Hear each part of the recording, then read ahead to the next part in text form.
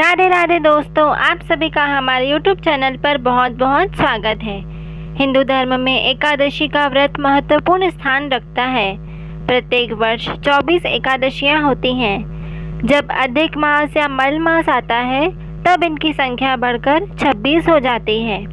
जया एकादशी के विषय में जो कथा प्रचलित है उसके अनुसार धर्मराज युधिष्ठिर भगवान श्री कृष्ण से निवेदन करते हैं कि माघ शुक्ल एकादशी को किनकी पूजा करनी चाहिए तथा इस एकादशी का क्या महत्व है। श्री कृष्ण कहते हैं, माघ शुक्ल पक्ष की एकादशी को जया एकादशी कहते हैं। यह एकादशी बहुत ही पुण्यदायी है। इस एकादशी का व्रत करने से व्यक्ति नीच योनि जैसे भूत प्रेत पिशाच की योनि से मुक्त हो जाता है। श्री कृष्ण ने इस संदर्भ में एक कथा भी युधिष्ठिर को सुनाई थी। तो आइए हम सभी उस कथा का श्रवण करते हैं। देवराज इंद्र स्वर्ग में राज करते थे और अन्य सब देवगण सुखपूर्वक स्वर्ग में रहते थे। एक समय इंद्र अपनी इच्छानुसार नंदनवन में अप्सराओं के साथ विहार कर रहे थे। गंधर्व गान कर रहे थे। उन गंधर्वों में प्रसिद्ध पुष्पदंत तथा उसकी कन्या पुष्पवती और चित्रसेन तथा उसकी स्त्री मालिनी भी उपस्थित थे। साथ ही मालिनी का पुत्र पुष्पवान और उसका पुत्र माल्यवान भी उपस्थित थे। पुष्पवती कन्या गंधर्व थी। माल्यवान को देखकर उस पर मोहित हो गई और माल्यवान पर काम बाण चलाने लगी। उसने अपने रूप लावण्य और हाव भाव से माल्यवान को अपने वश में कर लिया। हे राजन, वह पुष्पवती अत्यंत सुंदर थी। अब वह इंद्र को प्रसन्न करने के लिए गान करने लगे, परंतु परस्पर मोहित हो जाने के कारण उसका चित्त भ्रमित हो गया था।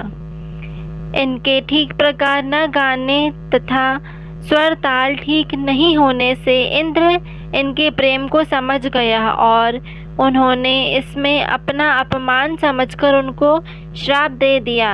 इंद्र ने कहा, हे मूर्खों, तुमने मेरी आज्ञा का उल्लंघन किया है, इसलिए तुम्हारा धिक्कार है। अब तुम दोनों स्त्री पुरुष के रूप में मृत्युलोक में जाकर पिशाच रूप धारण करो और अपने कर्मों का फल भोगो। इंद्र का ऐसा श्राप सुनकर वे अत्यंत दुखी हुए और हिमालय पर्वत पर दुख पूर्वक अपना जीवन व्यतीत करने लगे। उन्हें गंध, रस तथा स्पर्श आदि का भी कुछ ज्ञान नहीं था। वहाँ उनको महान दुख मिले। उन्हें एक क्षण के लिए भी निद्रा नहीं आती थी। उस जगह अत्यंत शीत था। इसके कारण उनके रोंगटे खड़े हो जाते थे और मारे शीत के दांत बजने लगते थे। एक दिन पिशाच ने अपनी स्त्री से कहा कि पिछले जन्म में हमने ऐसे कौन से पाप किए थे जिससे हमको यह दुखदायी पिशाच योनि प्राप्त हुई। इस पिशाच योनि से तो नरक के दुख सहना ही उत्तम है। अतः हमें अब किसी प्रकार का पाप नहीं करना चाहिए। इस प्रकार विचार करते हुए अपने दिन व्यतीत करने लगे। दैव्यलोक से तभी माघ मास के शुक्ल पक्ष की जया नामक एकादशी आई। उस दिन उन्होंने कुछ भी भोजन नहीं किया और न ही पाप कर्म किया, केवल फल फूल खाकर ही दिन व्यतीत किया और सायंकाल के समय महान दुख से पीपल के वृक्ष के नीचे बैठ गए। उस समय सूर्य भगवान अस्त हो रहे थे। उस रात को अत्यंत ठंड थी। इस कारण वे दोनों शीत के मारे अति दुखित होकर मृतक के समान आपस में चिपटे हुए पड़े रहे। उस रात्रि को उनको निद्रा भी नहीं आई। हे राजन, जया एकादशी के उपवास और रात्रि के जागरण से दूसरे दिन प्रभात होते ही उनकी पिशाच योनि छूट गई। अत्यंत सुंदर गंधर्व और अप्सरा की देह धारण कर सुंदर वस्त्राभूषणों से अलंकृत होकर उन्होंने स्वर्गलोक को प्रस्थान किया।